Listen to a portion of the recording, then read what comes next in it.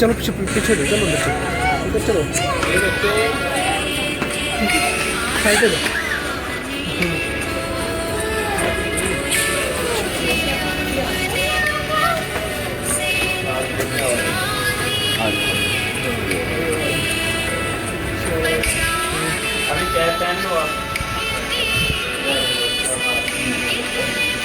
Cap के साथ बात आ रही है।